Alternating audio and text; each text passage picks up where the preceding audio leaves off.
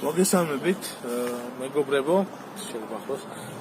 მე ლაშა ჯანიბეგაშვილი ვარ. დღეს გქონდა ძალიან საინტერესო, რთული, მნიშვნელოვანი სასამართლო პროცესი, სადაც სისიმოპის ვიცავ ადამიანს, რომელიც არის ღირსეული, კეთილშობილი და ვაჟკაცური ადამიანი, ეს არის ემზარ ასპანიძე.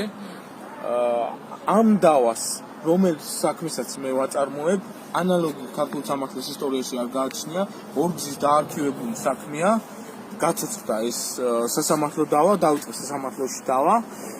ამ დავის პერიოდში ჩემი მარწმუნებლის მეუღლე ცირა ასპანიძე არის გადაცული ნერვიულობისგან, ამ სასამართლო დავებისგან. ამ ადამიანს დღეს ემუქრება ქუჩაში დარჩენა. ამ ადამიანის პატივი, ღირსება, შესაძლოა სიცოცხლეც კი საფრთხის ქვეშ დგას.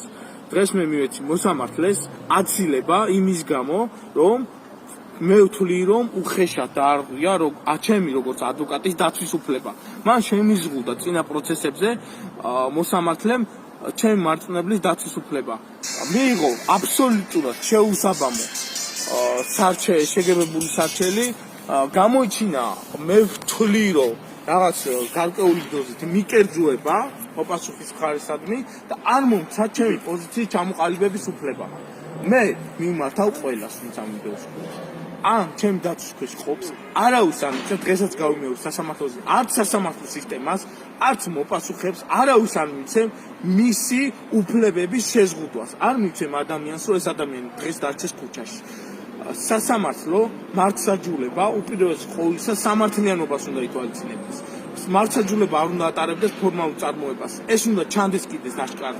ადვოკატი როდესაც შესამოწმეს იცავს, მოსამართლე არ უნდა ეჭრებოდეს და იქ გაფრთხილებით და გაგდებებით არ უნდა ემუქრებოდეს. ადვოკატი როდესაც ახორციელებს თავის დაცვის ქვეშ ყოფის დაცვის უფლებას, არ უნდა უზღუდავდეს მოსამართლე ყოვლად გაუგებარი რეპლიკებით დაცვის უფლებას. ბატონო ემზარ, შეგიძლია თქვენს გააკეთოთ განმარტებები, მე ვთვლი, რომ ამ მოცემულ საქმესთან მიმართებაში ჩვენი პოზიცია სამართლებრივად სწორია და დასაბუთებული არის. მე ვფიქრობ, რომ ბატონი ემზარის მიმართ არის აშკარად დანაშაულის ნიშნები ამ საქმეში, ანდერძის მიმართ ძალიან ბევრი კითხვის ნიშნები ჩანს. ამ საქმეში მე ვფიქრობ, ძალიან ბევრი ისეთი რამ გარემოება არის, რაც კითხვის ნიშნებს ბადებს. მე ვფიქრობ, კანონის შესაბამისად მოსამართლემაც უნდა გაითვალისწინოს ეს პოზიცია ჩვენი და ყველა ჩვენი შუამდგომლობა იქნება თუ მსჯელობა უნდა გაიზიაროს და არა დაცვის უფლება შემიზღუდოს, როგორც ეს მე წინა პროცესზე ვიგრძენეს მოსამართლისგან და კითხვის ნიშნებს ტოვებს. მართლმსაჯულება ისე უნდა განხორციელდეს